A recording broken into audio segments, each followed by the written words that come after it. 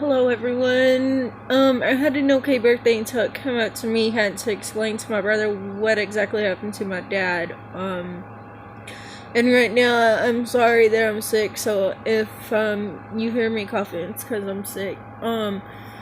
It is what it is. And then Father's Day. Happy Father's Day, everyone. I know it was like yesterday or day before yesterday. It's just like I said, I was in bed all day for about 2 or 3 days because I've been sick.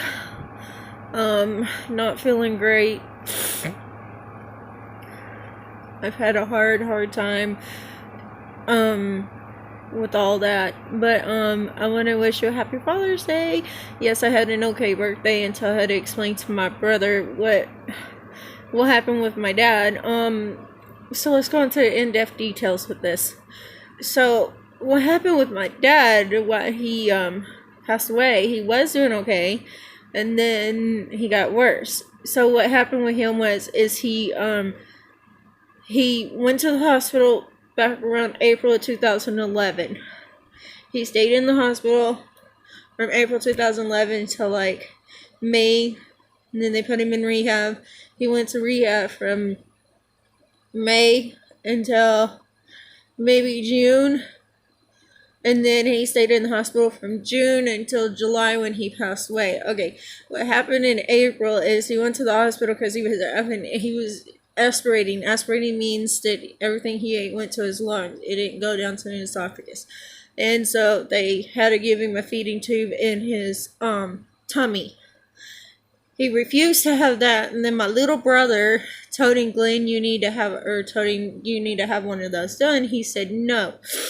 He told me no. So my little brother convinced him to have one. Let me tell you, he's not his child, but he convinced him to have one. And then once he got one, he was doing well enough to go to rehab. So then he went to rehab for about a week or two, but he refused to sign paperwork, which means he made me sign the paperwork. So then he stayed in there for about 2 or 3 weeks. He did really well. He was starting to brush his own hair. He was starting to learn how to talk.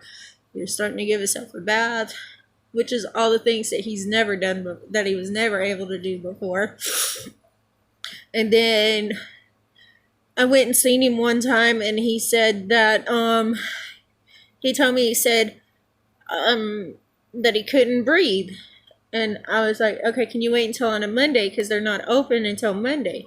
And so I called up there Monday and I said, he's not able to breathe. And they're like, yeah, we know, we're going to send him back to the hospital. So they sent him back to the hospital. He spent 3 or 4 more days in the hospital. And then he quit breathing on him, which means his heart was still going, but he quit breathing on him. So they got him back to breathing. They put a tube down his throat, which is not what he wanted. And then after that, they put him in ICU. They put him there for 3 days to figure out what I'm going to do with him.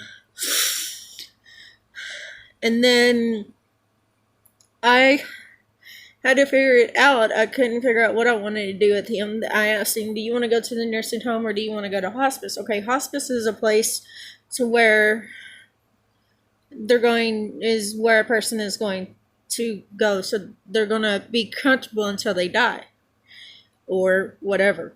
See, he also had a brain mass on the back of his brain. So that's what they told me to do. So I asked him, where do you want to go, hospice or nursing home? I said, but you're not going to a nursing home because I've seen where they sit there and beat their patients. So I told him, I said, we can put you in hospice. He said, no, I want to go home. And I said, the doctor said you can't go home. And then, see, my ex-husband, who was my husband at the time, my aunts, they were all LPNs, CNAs, and LPN, or RNs. So they were all like, well, why can't he? I can help her take care of him. And his daughter probably won't be there to take care of him, but probably will be there to see him every once in a while. And they kept saying no, because they can't give him the same amount of care that he needs.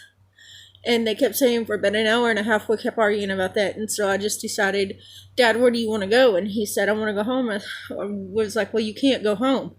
And then his mom comes up there while he's in hospice and says that he can't hear her because he was already in the dying process. And I said, your hearing's the last thing that goes. And then she started cussing at him, and I told the person that had her, because she was admitted in the hospital too, to take her ass back downstairs, because that's not where she don't need to be cussing at him. He didn't do nothing to her. So then after that, they called me 3 days later, and they told me, they said that he had passed away. So I told them, I said, what time did he pass away? They said at 4:14 in the morning. I said, why didn't you call me just as soon as he passed away? And they're like, well, because we had other patients that we needed to check on. And I said, it doesn't matter what you had. Just as soon as a person dies, you're supposed to call and let the family know that he had passed away. And they said, yes, we know that. And I said, so why didn't you do your job as that? And they said, because we had other patients that we need to check on. And I was like, I can sue you for that, right? And they're like, yeah, whatever. And then whenever we got up there to see them, I haven't even went in the door yet. Then they didn't tell me what to expect. They just said that he was in there. So when I went in there, I was unaware of what I was going to expect. I seen eyes and mouth open, and I was like, and my full completion of this was, or my whole comparing as this of getting ready to see him the way that I was going to see him was nothing else. One of my exes was all like, you need to calm down and you need to think about your daddy. I said, what is there to think about? He's laying there in that hospital bed dead. What is there to think about? I lost all respect for his family at that point in time. I still want nothing to do with his side of the family. I lost all respect. From that day on, I do not talk to them. I have not speak to them.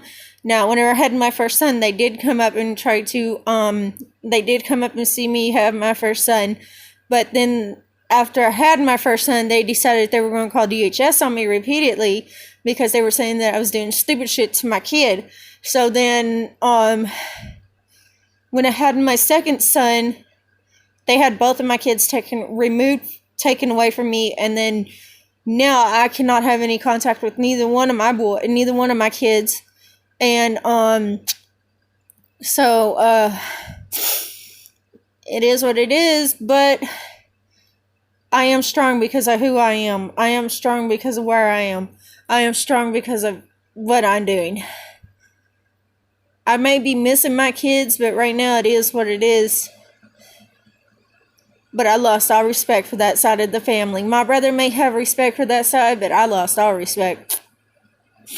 When my daddy died is when I lost all respect for that side of the family. My mom asked me when I had my colonoscopy done, she goes, how come you had nothing to do with that side of the family? I said, well, Mom, you remember that time that Grandpa passed away, which is on my dad's side? She said, yeah. I said, from that moment on, it stuck with me. You said that I would never have anything else to do with my dad's side of the family if he was to die when we were younger. And she said, I agree. I said, now Christopher may have something to do with that side of the family, but I'm not Christopher. I am Summer. I do not want nothing to do with that side of the family. That family can go to, and that's all there is to it. I don't like that side of the family. That family can just go to heck. And it is what it is. And I done put it on Facebook. I done sent a message to his sister. I told her, I said, I don't know why y'all keep trying to contact me. I don't want nothing to do with y'all. I want y'all to leave me alone. I'm not pestering y'all. Y'all need to just leave me alone. Quit trying to stalk me. It is what it is. If I wanted something to do with you, then I would have contacted you. I don't want nothing to do with you. And so from that moment on, they haven't contacted me, I guess, but it is what it is.